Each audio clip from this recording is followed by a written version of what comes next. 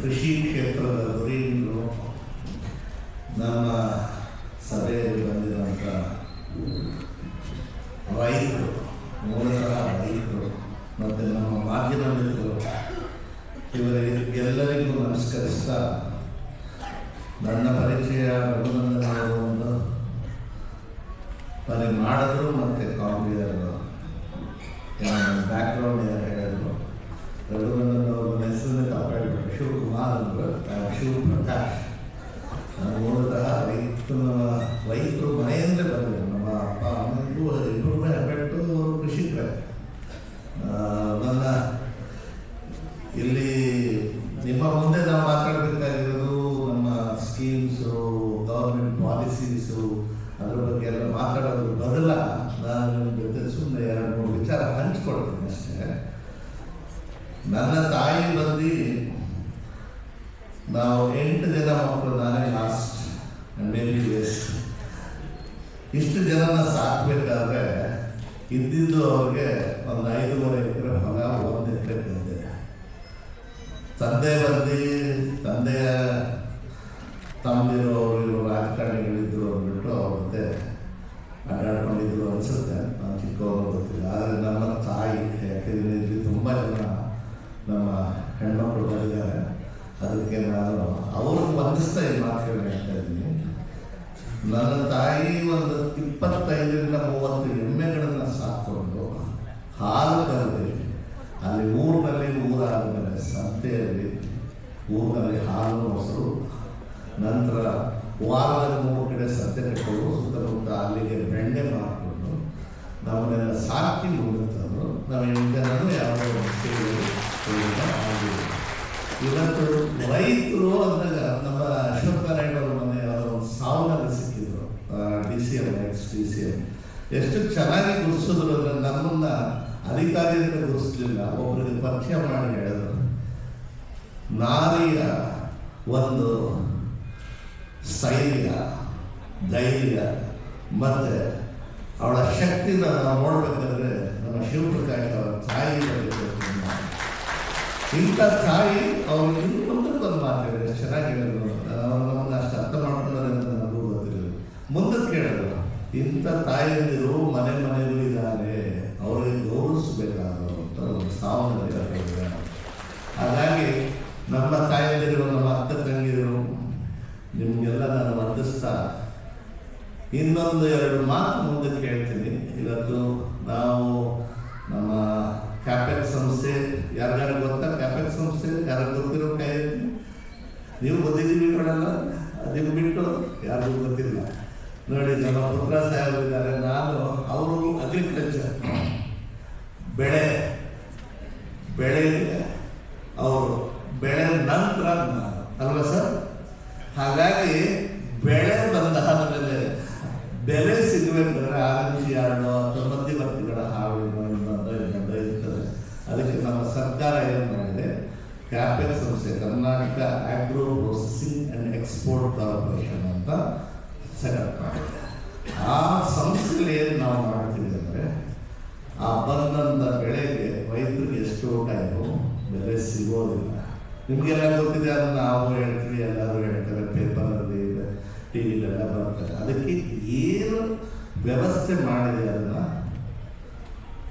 ಒಂದು ನಿಯಂತ್ರಣ ಮಾಡಲಿಕ್ಕೆ, ಆ ಒಂದು ಅವ್ಯವಸ್ಥೆನ ನಿಯಂತ್ರಣ ಮಾಡಲಿಕ್ಕೆ ಏನು ವ್ಯವಸ್ಥೆ ಮಾಡಿದೆ ಅಂದ್ಬಿಟ್ಟು ನಿಮಗೆ 1-2 ಮಾಹಿತಿ. ಈ ಕ್ಯಾಪೆಕ್ಸ್ ಸಂಸ್ಥೆಯಲ್ಲಿ ಏನು ಮಾಡ್ತೀವಿ ಅಂದರೆ, ನಾವು ಬೆಳೆನ ಸಂಸ್ಕರಣೆ, ಆಹಾರ ಸಂಸ್ಕರಣೆ ಮಾಡಿದಾಗ ಅದೊಂದು ಮೌಲ್ಯವಾಗಿದೆ. ಇವೆಲ್ಲ ಒಂಥರ ಸಂಸ್ಕೃತದ ವರ್ಡ್ಸ್ ನನಗೆ ನಾಡಿದಾಗ ಏನು ಅರ್ಥನೇ ಆಗೋಲ್ಲ. ಸಂಸ್ಕರಣೆ ಅಂದ ಕೂಡಲೇ ಏನಪ್ಪ, ಕೋಲ್ಡ್ ಸ್ಟೋರೇಜ್, ವೇರ್ ಹೌಸಲ್ಲಿ ಇಡೋದ, ಹಣ್ಣಲ್ಲಿ ಇಡೋದ ಅಲ್ಲ. ಯಾವುದೇ ಬೆಳೆ ಆಗಲಿ, ಭತ್ತನ ಅಕ್ಕಿ ಮಾಡೋದು, ಅಕ್ಕಿಯಿಂದ ಅಕ್ಕಿ ಹಿಟ್ಟು ಮಾಡೋದು, ಅಕ್ಕಿ ಹಿಟ್ಟಿಂದ ಇನ್ನೊಂದು ಮಾಡೋದು, ಹಾಗೆ ಗೋಧಿ ಹಿಟ್ಟು ಮಾಡೋದು, ಅದು ಆಹಾರ ಸಂಸ್ಕರಣೆ.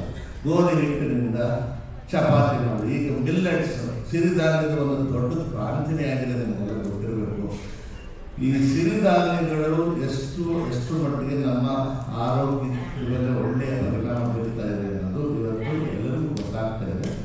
ಆ ಸಿರಿಧಾನ್ಯಗಳನ್ನೇ ಸಂಸ್ಕರಣೆ ಮಾಡಿಕೊಂಡು ರೊಟ್ಟಿ ಆಗಲಿ, ಅದಕ್ಕೆ ಬೇಕಾದ ಚಟ್ನಿ ಪುಡಿಗಳಾಗಲಿ ಅಥವಾ ಗೊಜ್ಜುಗಳಾಗಲಿ ಇದನ್ನೆಲ್ಲ ಮಾಡ್ಕೊಂಡು ಬರ್ತಾ ಇರುವಂಥ ಏನು ನಮ್ಮ ಹೆಣ್ಮಕ್ಳಾಗಲಿ ಅಥವಾ ಅನ್ಎಂಪ್ಲಾಯ್ಡ್ ಬಾಯ್ಸ್ ಗರ್ಲ್ಸ್ ಯಾರು ಆಗ್ಬೋದು 18 ವರ್ಷದ ನಂತರ 18 ವರ್ಷ ದಾಟಿದ್ರೆ ಸಾಕು ಅವ್ರಿಗೆ ಇಂಥ ಆಹಾರ ಸಂಸ್ಕರಣೆ ಘಟಕಗಳನ್ನು ಸ್ಥಾಪನೆ ಮಾಡಲಿಕ್ಕೆ ಕ್ಯಾಪೆಕ್ಸ್ ಸಂಸ್ಥೆ 50 ಅವ್ರಿಗೆ ಸಾಲ ಕೊಡಿಸಿ ಆ ಸಾಲದಲ್ಲಿ 50% ಸಬ್ಸಿಡಿಯನ್ನು ಅವರ ಅಕೌಂಟ್ಗೆ ತುಂಬುವಂಥ ಕೆಲಸ ಮಾಡ್ತಾ ಇರೋದು ಕ್ಯಾಪೆಕ್ಸ್ ಸಂಸ್ಥೆ. ಅದು ಎಷ್ಟು ಮಟ್ಟಿಗೆ ನಿಮ್ಮದು 15 ಲಕ್ಷದವರೆಗೆ ನಾವು ನಿಮಗೆ ಸಬ್ಸಿಡಿ ಕೊಡ್ತೀವಿ. ಒಂದು 30 ಲಕ್ಷ ರೂಪಾಯಿದ ಘಟಕಗಳನ್ನ ಹಾಕಿದ್ರೆ ನೀವು ಆಹಾರ ಸಂಸ್ಕರಣೆಗೆ ಹಪ್ಪಳ ಇರ್ಬೋದು, ಉಪ್ಪಿನಕಾಯಿ ಇರ್ಬೋದು, ಚಟ್ನಿ ಪುಡಿಗಳಿರ್ಬೋದು, ಸಿರಿಧಾನ್ಯಗಳಿರ್ಬೋದು, ಬೆಲ್ಲದಿಂದ ಇದು ಕಬ್ಬಿನಿಂದ ಆಲೆಮನೆಗಳು ಹಾಕೊಂಡು ಇವಾಗ ಒಂದು 850 ಬೆಲ್ಲದ ಘಟಕಗಳು ಆಲೆಮನೆಗಳು. ಹಾಗೆ ಈ ಮೊದಲು ಎಲ್ಲ ಮಸಾಲೆ ಪುಡಿಗಳು ಪ್ಯಾಕೆಟಲ್ಲಿ ಬಂದಿದ್ದನ್ನ ನಾವು ಯಾರನ್ನ ತಿನ್ನಲಿಕ್ಕಾಗಲ್ಲ, ಏನು ಟೇಸ್ಟ್ ಇಲ್ಲ. ಈಗ ಅಲ್ಲಲ್ಲೇ ಕೈ ಆಡಿಸಿ ಮಾಡಿರುವಂಥದ್ದು ಸ್ಪೈಸಸ್ ಮಸಾಲೆ ಪದಾರ್ಥಗಳು ಮತ್ತು ಮೆಣಸಿನಕಾಯಿಗಳು, ಅದು ಒಂದು 800 ಘಟಕಗಳಿವೆ. ಇವ್ರಿಗೆಲ್ಲ ನಾವು ಏನು ಮಾಡಿದ್ವಿ, ಒಟ್ಟಾರೆ 9,000 ಚಿಲ್ಲರೆ ಘಟಕಗಳಿಗೆ ಅಪ್ ಟು 15 ಲಕ್ಷದವರೆಗೆ ಸಬ್ಸಿಡಿ ಕೊಡಿಸಿ ತುಂಬಿ ನಾವು ಸಾಲನೂ ಕೊಡಿಸಿ DPR ಇದನ್ನೆಲ್ಲ ಒಂದು 20 ನಿಮಿಷದ ಕಾರ್ಯಕ್ರಮ ಇದೆ. ಅಲ್ಲಿ ಡೀಟೇಲ್ಸ್ ಹೇಳ್ತಾರೆ. ಆಮೇಲೆ ಅದ್ರ ಮೇಲೆ ಏನಾದರೂ ಪ್ರಶ್ನೆ ಹೇಳಿದರೆ ನಾನೇ ನಿಮ್ಮ ಜೊತೆ ಇದ್ದು ಆನ್ಸರ್ ಮಾಡ್ತೀನಿ. ಇದನ್ನು ಒಂದು ಬ್ರೀಫ್ ಒಂದು ನಿಮಗೆ ಅರಿವನ್ನು ಕೊಡಿಸ್ಲಿಕ್ಕೆ ಅಂತ ನಾನು ಈಗಲೇ ಮೊದಲಾಗಿ ಹೇಳಿಬಿಟ್ಟಿದ್ದೀನಿ. ದಯವಿಟ್ಟು ಕ್ಯಾಪೆಕ್ಸ್ ಸಂಸ್ಥೆನ ನೀವು ನೆನ್ಕೊಳ್ಳಿ, ಆಹಾರ ಸಂಸ್ಕರಣೆ ಮಾಡಲಿಕ್ಕೆ ನೀವು ಕೈ ಜೋಡಿಸಿ ಮುಂದಕ್ಕೆ ಬನ್ನಿ. ನಾವೆಲ್ಲ ನಿಮ್ಮ ಮುಂದೆ ಇದ್ದೇ ಇರ್ತೀವಿ.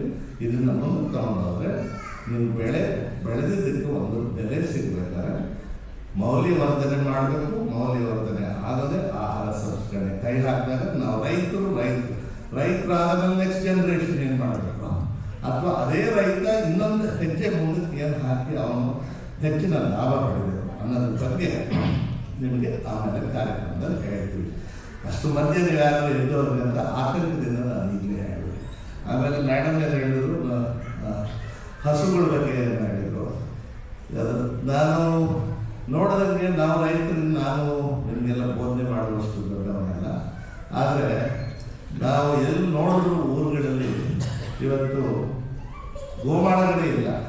ಅದರ ಬಗ್ಗೆ ನಾನು ಹೆಚ್ಚಾಗಿ ಮಾತಾಡೋದು ಬೇಕಿಲ್ಲ. ಗೋಮಾಳಗಳಿಲ್ಲ ಆದ್ದರಿಂದ ನೀವು ಹಸು ಸಾಕಲ್ಲ, ದನ ಸಾಕಲ್ಲ, ಕುರಿ ಸಾಕಲ್ಲ, ಮೇಕೆ ಸಾಕಲ್ಲ. ಇವಾಗ ಬಾರೆಗಳು ಅಂತ ಇರುವಲ್ಲ, ಇವಾಗ ಎಲ್ಲ ಕಡೆ ನೀರಾವರಿ ಬರ್ತಾ ಇದ್ದಾರೆಲ್ಲ ಬಾರೆಗಳು ಮಾಯ ಆಗಿವೆ. ಕಾಗೆ ಗುತ್ತಿಗಳಿರೋವು, ಮೇಕೆಗಳು ಮೀನುಗಳು, ಅದರ ಹಾಲಾಗಲಿ, ಅದು ಮಾಂಸ ಆಗಲಿ, ಅದು ಉತ್ಪಾದನೆಗಳಾಗಲಿ ನಾವು ಅದೊಂದು ನಮಗೆ ದುಡ್ಡು ಸಿಗೋದು ಜೀವನದ ಆಗ. ಈಗ ಅದು ಯಾವುದೂ ಇಲ್ಲ. ಆಮೇಲೆ ಎಲ್ಲ ಕಡೆ ಹಸು ನಮ್ಮ ಶ್ರೇಷ್ಠವಾದ ಇದು ಅಂತ ಹೇಳ್ಕೊಂಡು ಒಂದು ಪ್ರಾಣಿ, ನಾವು ದೇವರು ಸಮ, ದೇವರಿಗೆ ಹೆಚ್ಚು ಎಲ್ಲ ನಾವು ನೋಡ್ತಾ ಇರ್ತಿದ್ದೀವಿ. ಆದರೆ ಆ ಗಂಡು ಕರುಗಳನ್ನು ನಾವು ಏನು ಮಾಡ್ತೀವಿ ಅನ್ನೋದು ನಿಮಗೆ ಗೊತ್ತಿರ್ಬೋದು. ನನಗಂತೂ ಗೊತ್ತಾದ ಮೇಲೆ ಒಂದೇ ಒಂದು ದಿವಸ ಡಿಸೈಡ್ ಮಾಡಿ ಆ ಕರುಗಳು, ಗಂಡು ಕರುಗಳನ್ನ ನಾನು ಸಾಕಬೇಕು. ನಾಯಿಗಳು ಸಾಕ್ತೀವಿ, ಮನೆಯಲ್ಲಿ ಬೆಕ್ಕುಗಳು ಸಾಕ್ತೀವಿ. ಆಮೇಲೆ ನಿಯತ್ತಿಲ್ಲದ ಬಂಧು ಬಳಗ ಸ್ನೇಹಿತರನ್ನೆಲ್ಲ ನಾವು ಎಷ್ಟೆಷ್ಟೋ ಟೈಮು ಅವ್ರನ್ನ ಕಾಪಾಡಿರ್ತೀವಿ, ಕೈ ಹಿಡಿದಿರ್ತೀವಿ.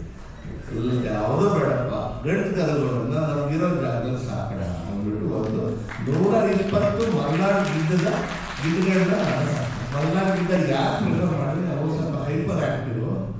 ಅವು ಭಾರಿ ಚಿಕ್ಕ ಸೈಜ್ ಆದ್ರೂ ಅವು ಎಷ್ಟು ಆಕ್ಟಿವ್ ಇರ್ತಾವೆ. ಅವು ನೀವು ಏನು ಮಾಡೋಂಗಿಲ್ಲ, ನೀವು ಕೈ ತುತ್ತು ಕೊಡೋವಾಗಿಲ್ಲ. ಅವು ಪಾಡಿಗೆ ಒಂದು 2 ಎಕರೆ ಜಾಗ ಇದೆ, ಒಂದು 100 ಮಲೆನಾಡು ಗಿಡಗಳನ್ನ ಗಂಡು ಕರುಗಳನ್ನ ಸಾಕ್ಬೋದು. ಎಲ್ಲವೇ ಗಂಡು ಕರುಗಳು ಹುಡುಕಬೇಕಾಗಿಲ್ಲ. ಅನ್ನೋದ್ರೆ 100 ಗಂಡು ಕರುಗಳು ಬಂದ್ರೂ ಮುಂದಕ್ಕೆ ನಾನು ಸಾಕಬೇಕು ಅಂತ ಇದ್ದೀನಿ. ಇದೊಂದು ನೀವು ಎಲ್ಲರೂ ಕರುಗಳನ್ನು ಸಾಕಿದ್ರೆ ಜೀವನದಲ್ಲಿ ಸಾಕಾಗುತ್ತೆ ಅಂತ ಒಂದು ಮಾತು ಕಿವಿ ಮಾತು ಹೇಳಿ ಮಾತು ಮುಗಿಸ್ತಾ ಇದ್ದೀನಿ.